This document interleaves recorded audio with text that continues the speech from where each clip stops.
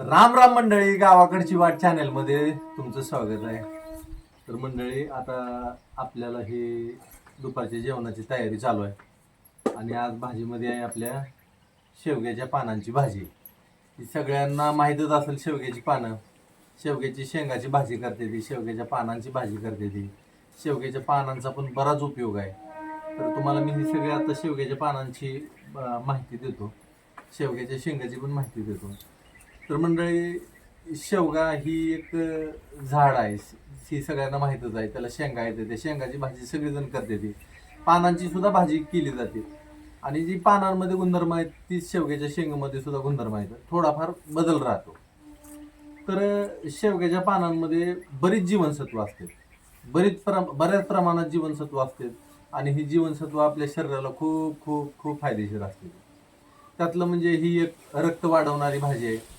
दुसरी गोष्ट, ह्याच्यामध्ये कॅल्शियमचं प्रमाण भरपूर आहे. पूर्ण जीवनसत्व ह्याच्यामध्ये आहे शेवग्याच्या पानांच्या भाजींमध्ये. आणि दुसरी गोष्ट, ह्याचा एक अजून एक फायदा सांगतो तुम्हाला मंडळी. ज्या वेळेस लघवीला अडचण होते, आपल्या लघवीला अडचण होणे, लघवीला जळजळ करणे, तर त्या टायमाला शेवग्याच्या ज्या मुळ्या आहेत का, त्या मुळ्यांचा काढा करून जर तुम्ही घेतला तर त्याचा फायदा तुम्हाला निश्चितच होणार आहे. तीच फायदा तुम्ही पानांची भाजी जरी खाल्ली किंवा पानांचं चूर्ण, शेवग्याच्या पानांचं चूर्ण बनवायचं. शेवग्याची पानं सावलीत वाळवायची, त्याचं चूर्ण बनवायचं आणि त्या चूर्णाचा वापर जर का तुम्ही केला तर तुम्हाला लघवीच्या विकारांमध्ये एकदम फायदा होणार आहे मित्रांनो. तसंच शेवग्याची पानं, गोखरू, अजून पाषाणभेद, ह्या ज्या औषधी आहेत त्या, तर ह्या औषधी समप्रमाणात जर तुम्ही घेतल्या आणि त्याचं चूर्ण जर का एक चमचा जर तुम्ही घेतलं सकाळ संध्याकाळ, तरी सुद्धा तुम्हाला मुतखड्यामध्ये एकदम ह्याचा फायदा होणार आहे चांगला. शेवग्याच्या मुळांच्या वरची सालीचा वापर करतात मुतखड्याच्या औषधामध्ये.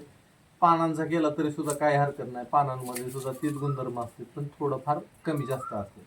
अशी शेवग्याची भाजी आहे. शेवग्याची भाजी आता कुणी खायची नाही ही तुम्हाला मी सांगतो.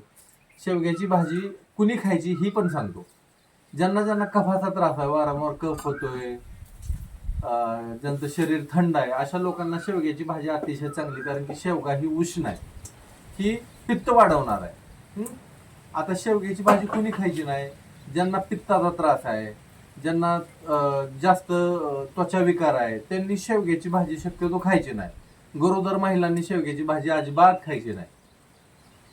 ही आपली जुनी माणसं सुद्धा सांगत आली की शेवग्याची भाजी गरोदर महिलांनी अजिबात खाऊ नये, कारण की ती उष्ण प्रकृतीची आहे, पित्त वाढवणारी आहे. आणि काय होतं, ज्या महिला गरोदर आहेत त्यांना ना पित्ताचा त्रास एखाद्या महिलेला असतो, त्याच्यामुळे सारखं मग उलटी होणं, हे ज्यांना असा त्रास आहे त्यांना मग ती त्रासदायक ठरते शेवग्याची भाजी. त्याच्यामुळे शेवग्याची भाजी शक्यतो खायची नाही. तशी शेवग्याची भाजी ही सर्वसामान्य आपण सगळी निश्चित खाऊ शकतो, पण ती ठराविक मर्यादेत. तुम्ही वारंवार जर का रोज शेवग्याची भाजी जर खायला लागला तर त्याचा तुम्हाला दुष्परिणाम होणार. आठवड्यातनं एकदा ते दोनदा शेवग्याची भाजी तुम्हाला जर खाल्ली तर त्याचा कुठलाच दुष्परिणाम तुम्हाला होणार नाही. तर अशी ही आपली शेवग्याची भाजी आहे मित्रांनो. आता तेल टाकलंय कढईमध्ये आणि आता पुढची भाजी आपण बनवायला चालू करू. थोडीशी मोहरी, जिरं, लसूण आणि कांदा.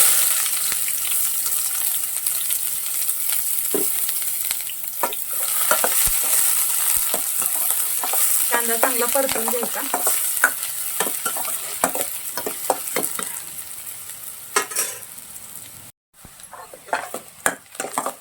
कांदा चांगला परतून झालाय. चवीपुरतं तिखट,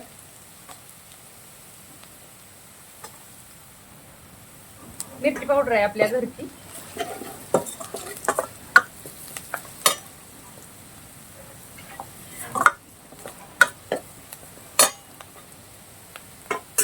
आणि भाजी घालायची.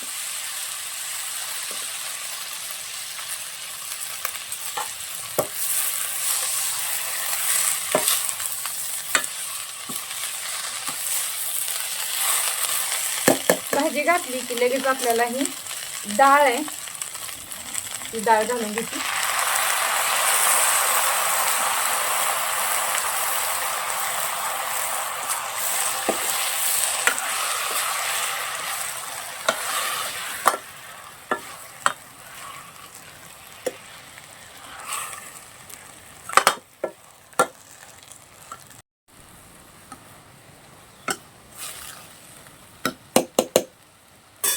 भाजी थोडी शिजून कमी झाल्यावर मीठ टाकायचं म्हणजे भाजीचा अंदाज येते.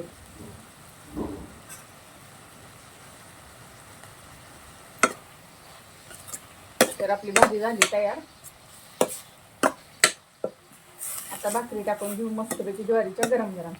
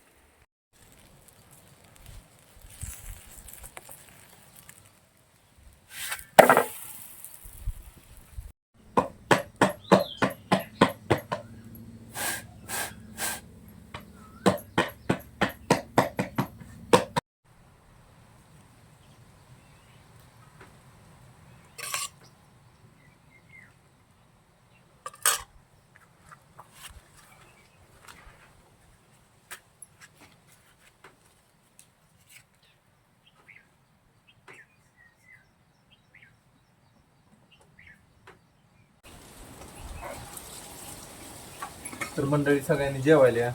आपली शेवग्याच्या पानाची भाजी तयार आहे. मस्तपैकी जेवण तयार आहे सगळं.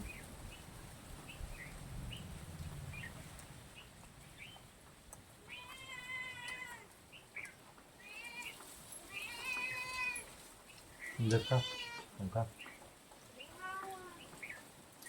मस्त झाली भाजी. तर मंडळी व्हिडिओ जर आवडला असेल तर मला तर लाईक करा, शेअर करा आणि चॅनलला आपल्या सबस्क्राईब केलं नसेल तर सबस्क्राईब करून घ्या. धन्यवाद.